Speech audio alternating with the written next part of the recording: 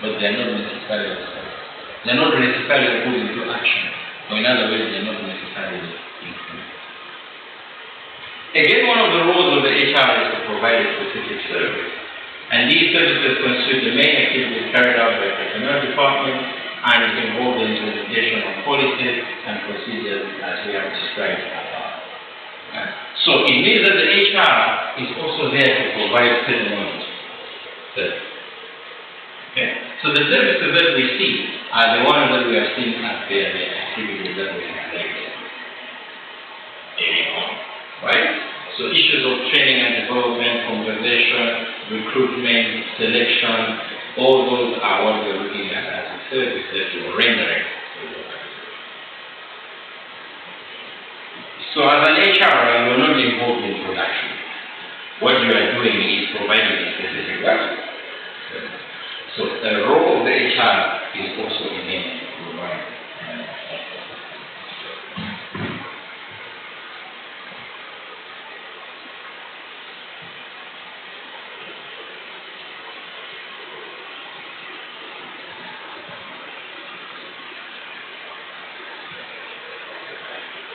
Right. What are the additional roles that we can also add, especially in the HR managers today? Why today? Because things are changing. Yeah. So certain things that we find as you over time, we find that there are certain things that we have to also go according to the change of the environment. So some of the additional roles of the manager is number one is humanitarian role. As the word suggests, human. Yeah. How do you define a human? A human is someone who is supposed to have morals, but also somebody who has personal ethics. Yeah? Ethics, right and wrong. You should be able to differentiate that I'm doing the right thing or doing the wrong thing. So HR is also there to remind people about doing the right thing, about following morals. So that's why organizations have values that they follow. Yeah? Known as organizational values. Yeah? So what we want is to remind people about what is right and what is wrong. Again, the HR is also responsible has also the role of being a counselor. Counseling people within the organization. Because whether there are two or more people, we should realize that again, conflicts are bound to occur. Conflict, disagreement. So who is going to solve those particular disagreements?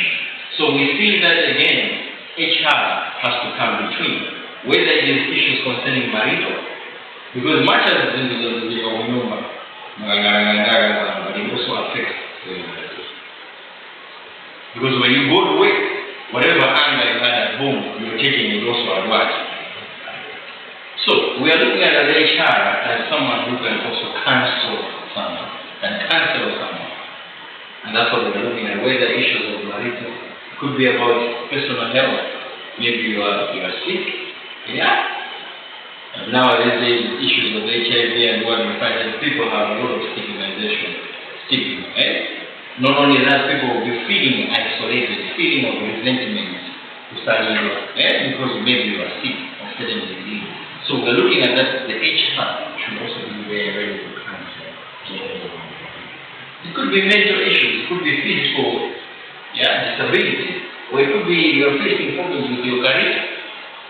So the HR should be there also to act as someone who can basically answer you.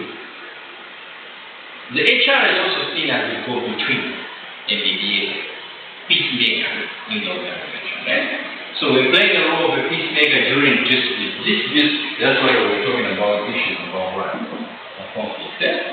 Yes, but where two or more people are involved in the organization, conflicts are bound to occur, and the HR is seen as someone who comes in between to resolve any conflicts that are happening, whether at individual level, at group, or basically at management. The HR is also someone who speaks on behalf of the organization. Spokesperson. Normally, we don't want HR to go and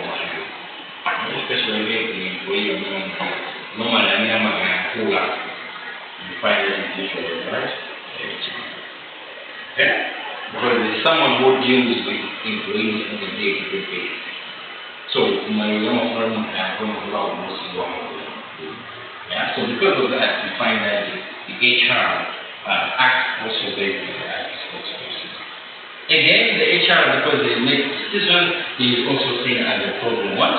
So, who solves any particular problem that you're facing between managers and employees, employee and the employer.